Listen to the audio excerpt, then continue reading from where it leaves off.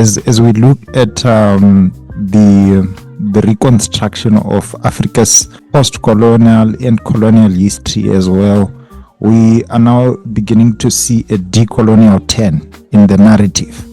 Most of the histories that were written maybe before the 1980s, they did not quite carry this decolonial tone that most writers now have about particularly quite a lot of subjects. A lot of our understanding of African history, African military history, to some degree has been influenced by the knowledge that was also to a greater degree controlled and manipulated by colonial authorities, former colonizers and stuff. Did you ever come across any of that methodological challenge?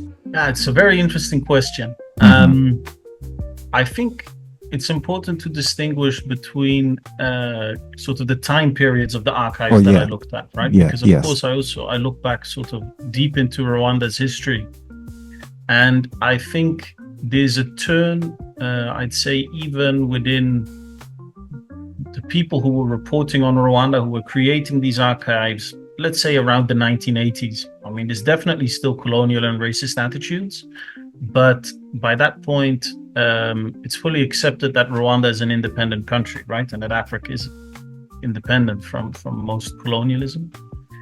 So there is really a big difference in the archives. You don't sort of have, let's say, the old district commissioner commenting on what's going on.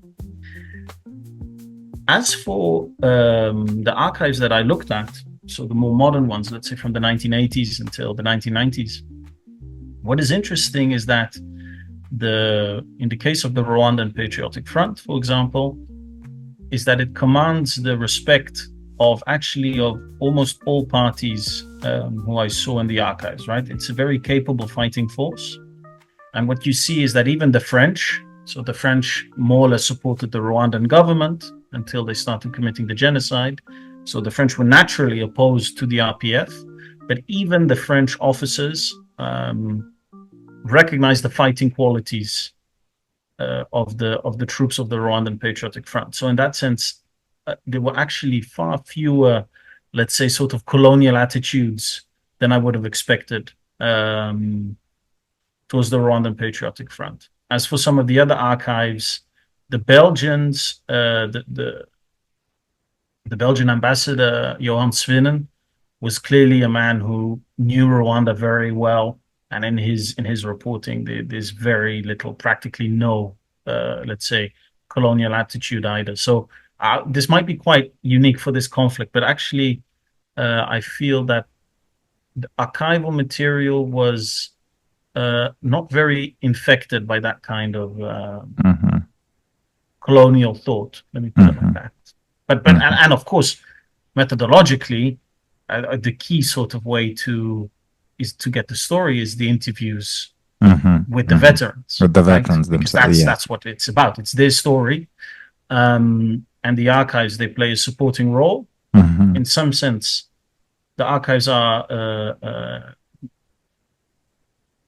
they help in the sense that they were written down during the time. There's some veterans who have taken notes, but of course, memory is a tricky thing. What you remember today is very different from what you might even remember tomorrow.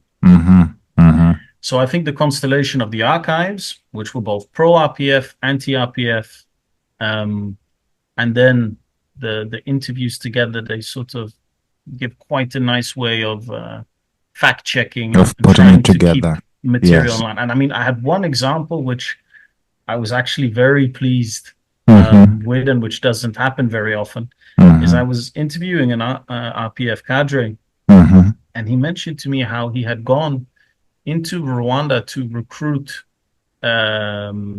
youths to fight with the Ugandan National Resistance Army against Obote in Uganda, right? So there was the Rwandans in Uganda, they were recruiting people from Rwanda to fight in Uganda. So this is during the early 1980s. And he mentioned, I can't remember exactly the year, but he said something like, I was in Rwanda recruiting people in the summer of 1983. And I thought, wow, that's a very specific memory to know exactly the year. and the time. And I found then an intelligence report from the Belgian embassy. And they'd received intelligence from the Rwandan government that indeed there had been someone recruiting